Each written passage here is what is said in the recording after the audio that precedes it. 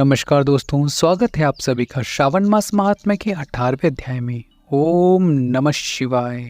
आशा दशमी व्रत का विधान। सनत कुमार बोले, हे भगवान, हे पार्वतीनाथ, हे भक्तों पर अनुग्रह करने वाले, हे दया सागर, अब आप दशमी तिथि का महात्म्य बतलाइए।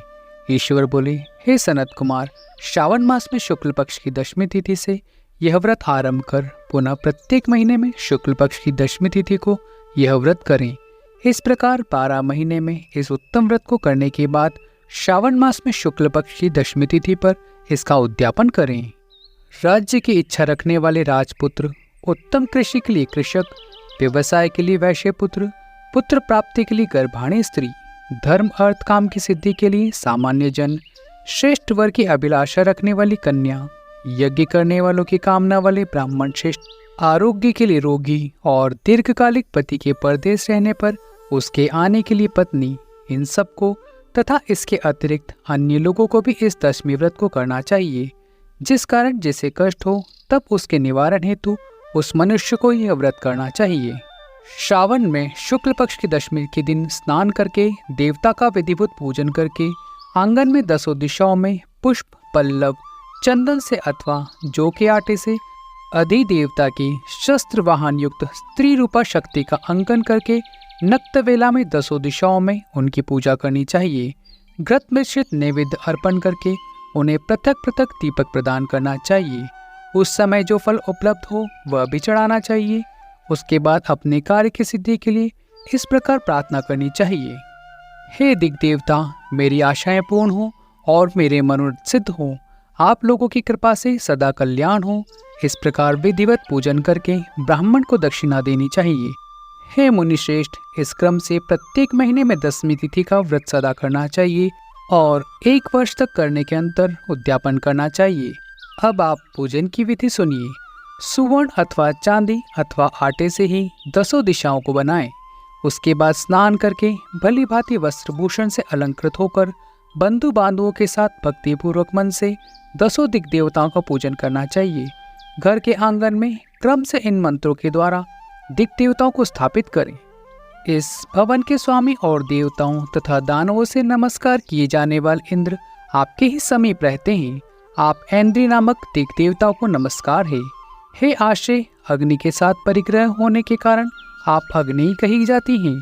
आप तेज स्वरूप तथा पराशक्ति हैं, अतः मुझे वर देने वाली हो। आपका ही आश्रय लेकर वे धर्मराज सभी लोगों को दंडित करते हैं, इसलिए आप संयमिनी नाम वाली हैं। हे याम्ये, आप मेरे लिए उत्तम मनोरथ पूर्ण करने वाली हो। हाथ में खड्ग धारण किए हुए मृत्यु देवता आपका ही आश्रय ग्रहण करते हैं, अतः आप निरृत्य रूपा हैं। आप मेरी आशा को पूर्ण कीजिए। हे वारुणी, समस्त भुवनों के आधार तथा जल जीवों के स्वामी वरुण देव आप में निवास करते हैं, अतः मेरे कार्य तथा धर्म को पूर्ण करने के लिए आप तत्पर हो। आप जगत की आदि स्वरूप वायुदेव के साथ अधिष्ठित हैं, इसलिए आप वायवया हैं। हे वायवय, आप मेरे घर में नित्य शांति प्रदान करें। आप धन के स्वामी कुबेर के साथ अधिष्ठित हैं, अतः आप इस लोक में उत्तरा नाम से विख्यात हैं। हमें शीघ्र ही मनोरथ प्रदान करने के लिए आप निरुत्तर हो। हे ऐशानी, आप जगत के स्वामी शंभु के साथ सुशोभित होती हैं। हे शुभे, हे देवी, मेरी अभिलाषाओं को पूर्ण कीजिए। आपको नमस्कार है, नमस्कार है। आप समस्त लोगों के ऊपर अधिष्ठित हैं, सदा कल्याण करने वाली हैं और सनक आदि मुनियों से घिरी रहती हैं। आप सदा मेरी रक्षा करें, रक्षा करें। सभी नक्षत्र, ग्रह, तारागण तथा जो नक्षत्र माताएं हैं और जो भूत प्रेत तथा विघ्न करने वाले विनायक हैं, उनकी मैंने भक्ति युक्त मन से भक्ति पूर्वक पूजा की है। वे सब मेरे अभिष्ट सिद्धि के लिए सदा तत्पर हों। नीचे के लोकों में आप सर्पों तथा नेवलों के द्वारा सेवित हैं, अतः नागपत्नियों सहित आप मेरे ऊपर प्रसन्न हो। इन मंत्रों के द्वारा पुष्प, दीप आदि से पूजन करके वस्त्र, अलंकार तथा फल निवेदित करना चाहिए। इसके बाद वाद ध्वनि, गीत, नृत्य आदि मंगलिक कृत्यों और नाचती हुई श्रेष्ठ स्त्रियों के साथ जागरण करके रात्रि व्यतीत करनी चाहिए। कुमकुम, अक्षत, तांबुल, दान, मान आदि के द्वारा भक्तिपूर्ण मन से उस रात्रि को सुखपूर्वक व्यतीत करके प्रातःकाल प्रतिमाओं की पूजा करके ब्राह्मण को प्रदान कर देनी चाहिए। इस विधि से व्रत को करके क्षमा प्रार्थना तथा प्रणाम करके मित्रों तथा प्रिय बंधुजनों को साथ लेकर भोजन करना चाहिए।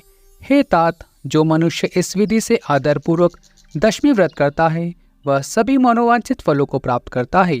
विशेष रूप से स्त्रियों को इस सनातन व्रत को करना चाहिए, क्योंकि मनुष्य जातियों में स्त्रियां अधिक श्रद्धा कामना परायण होती हैं। हे मुनिश्रेष्ठ, धन प्रदान करने वाले, यश देने वाले, आयु बढ़ाने वाले तथा सभी कामनाओं का फल प्रदान करने वाले इस व्रत को मैंने आपसे कह दिया। तीनों लोकों में अन्य कोई भी व्रत इसके समान नहीं है। हे ब्रह्मा पुत्रों में श्रेष्ठ, वांछित फलों की कामना करने वाले जो मनुष्य 10वीं तिथि को 10 दिशाओं की सदा पूजा करते हैं, उनके हृदय में स्थित सभी बड़ी बड़ी कामनाओं को वे दिशाएं फलीभूत कर देती हैं। इससे अधिक कहने से क्या प्रयोजन है। हे सनत कुमार, यह व्रत मोक्षदायक है, इसमें संदेह नहीं करना चाहिए। इस व्रत के समान न कोई व्रत है और न तो होगा। ध्रुव, यहाँ 18वां अध्याय समाप्त होता है।